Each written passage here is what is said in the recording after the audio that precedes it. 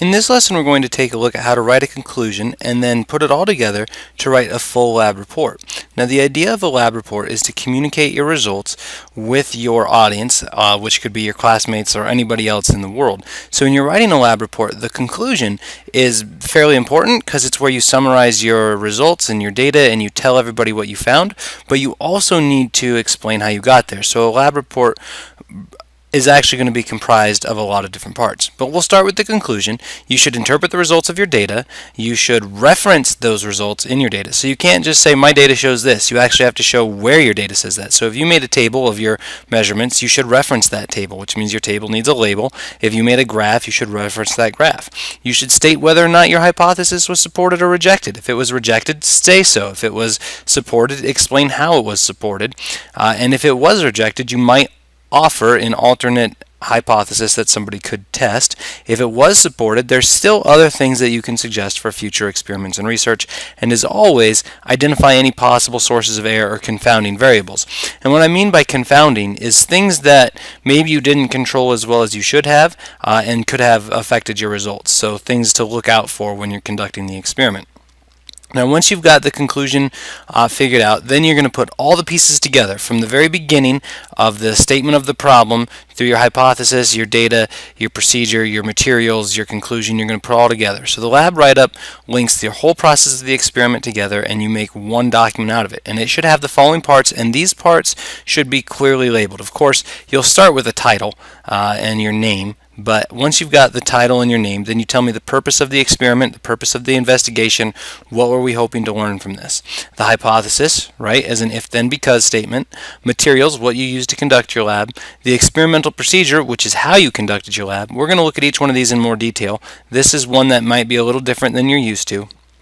Your data, which is going to be all your tables, graphs, whatever you've made, those will be clearly labeled and captioned so everybody understands what your graphs show. And then you will also have your analysis and conclusion, where you tell us what your data means and tell us future things we can do. So the purpose statement is generally pretty easy. It states why the investigation was carried out. It's not a hypothesis. It's not specifically identifying variables. It's just giving us a general introduction to what are the things we're looking at in this lab. And so your hypothesis comes later. An example of a purpose statement would be the purpose of this experiment was to determine the effects of Miracle-Gro on plants. It doesn't tell me exactly what I'm going to do. It doesn't tell me which plants I'm working on, but it does tell me I'm interested in how Miracle-Gro affects plants. My hypothesis is going to be much more specific. It'll be stated as an if-then-because, and I'm going to explicitly identify what variables I'm manipulating, what I'm checking, and what I'm going to control will at least be in my experimental procedures. So if Miracle-Gro is given to a tomato plant, then it'll produce a greater mass of tomatoes because it will have more nutrients, right? And so I've identified my independent variable because I'm talking about Miracle-Gro. If I do this, then this will happen. Mass of tomatoes, that's my dependent variable because that's what I'm measuring to see if it's affected, and I've stated why I think that the Miracle-Gro is going to provide nutrients to the plant so it can produce more tomatoes. Now, once I've done that, I'm going to go ahead and say what materials I need. This can be put in a list or a table format. I like the table format. It takes up less space and it's pretty easy to read. So to do this experiment, I have all these different things that I would need.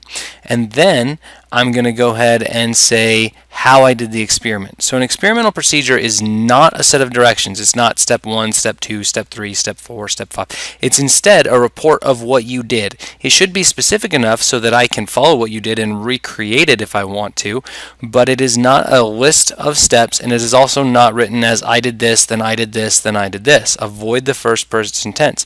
Just state what was done in sort of a passive tone. So here's my example. The researchers prepared identical pots for planting tomatoes by mixing 2 cubic meters of soil until a homogeneous mixture was formed. Then, we put 1 kilogram of soil into each of 6 2-gallon flower pots. 3 tomato seeds were planted in each pot at a depth of 1 centimeter. That's very specific. I know I made the soil and everything the same. I know I put tomato seeds in each one. I know how deep I planted them. I know how much soil was in each one.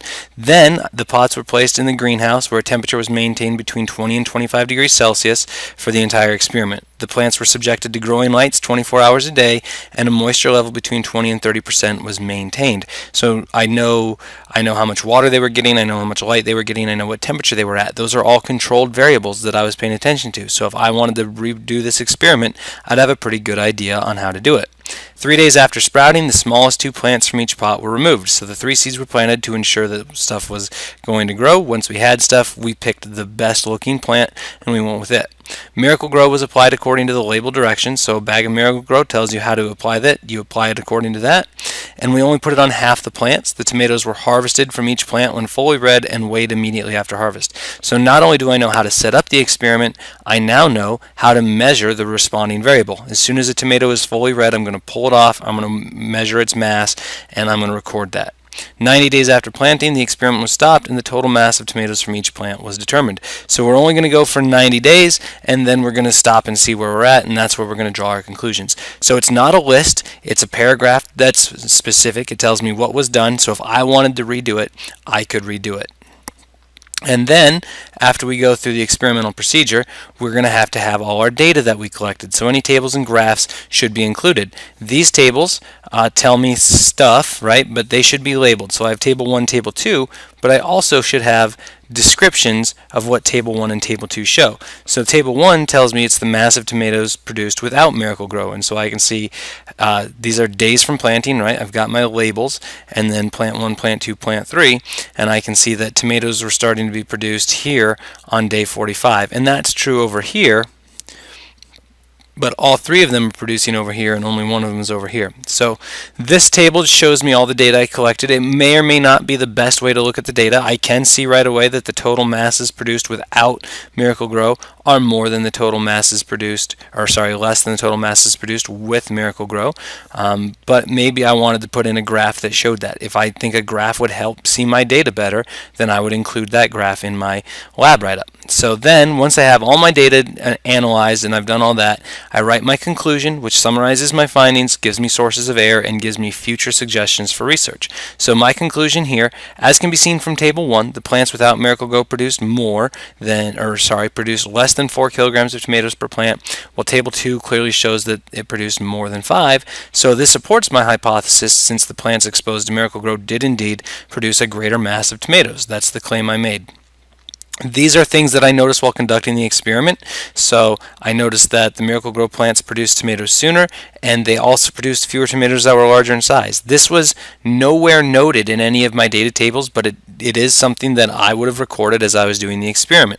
And so because I observed it, I'm going to put it in my conclusion, and that offers me more research I could be done. So what other factors affect early development of tomatoes, or maybe the number of tomatoes produced, or the size of the tomatoes? All of those are things that might merit further research. Finally, I might be looking for ways that I could improve my experiment where air was introduced. And so pollination of the flowers, if I didn't do that manually and I just left it to the insects as it says, then that might have been something that I should have controlled. So this is a source of air that should be addressed in another experiment. This is the whole lab report put together all in one place. So after you've got all your parts, you put it all together, and you'll notice it's not in a paragraph creative writing form. It's very clearly labeled. So I have the title at the top, I have my name, my class, the date, then I have my purpose statement labeled purpose, I have my hypothesis labeled hypothesis, I have my materials all listed out, I have a procedure that tells what I did, and then I have all my data. I did put in a graph for this one. You'll notice this table is table 2, and it tells me it's with Miracle-Gro. This is table 1 without Miracle-Gro, and it tells me what's in each row and it's in each column. And then I have my conclusion that shows all of these things, and it specifically mentions figure 1. If I'm going to put a graph in here or a table in here, it should be referenced in my conclusion, because otherwise it's just taking up space, right? I should be interpreting these results. So this is a sample lab write-up. It's not super long, but it does tell me what I did and what I found and what some future things to research might be. So when I ask for a lab write-up from you, this is what I expect.